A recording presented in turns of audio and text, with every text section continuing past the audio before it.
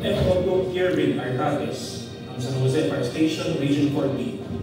Matagumpay na naitatag ang AOV Database Management System na kanyang programa upang mapabilis ang ilan sa mga proseso ng pag-issue ng Fire Safety Inspection Certificate sa kanyang istasyon. Our next award is the Best Junior Non-Commissioned Officer of the Year. And he came from the BFB Region 4B for his exceptional dedication and outstanding performance in the Fire Bureau, which led him to be the best Fire Junior Non-Commissioned Officer.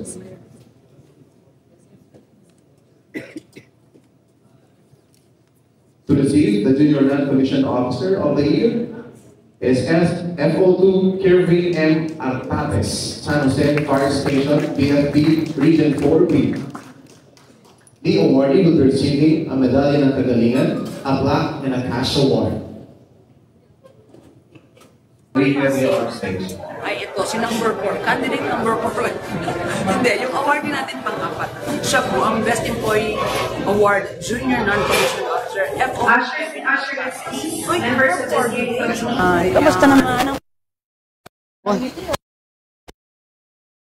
Siyempre ma'am, nakaka-overwhelm kasi ito yung pinaka-most prestigious award na may bibigay sa isang bumbero. Kaya at your rank of fire officer 2, diba? yes ma'am. Parang talagang mahal na mahal mo ang BFP. Right? Anong mga message gusto mo i-share sa kapwa mo FO2 or NCOs?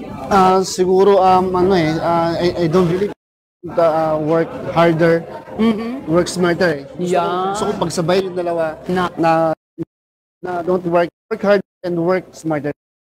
Para ma-achieve po natin ang gusto natin ma-achieve at makatulong sa ating bureau. Who would you like to offer your award ngayon?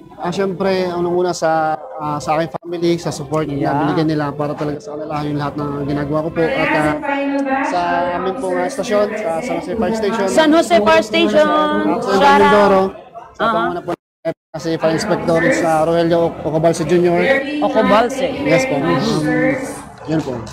Okay, shout out po sa inyo dyan sa Fire Station Mimaropa. Nakakadalawa na ang Mimaropa. Iba talaga ang Mimaropa. Island man, pero malapit din. Once again, congratulations. Stay snappy. Okay, sige. Thank you so much. O, ayan. Overwhelming na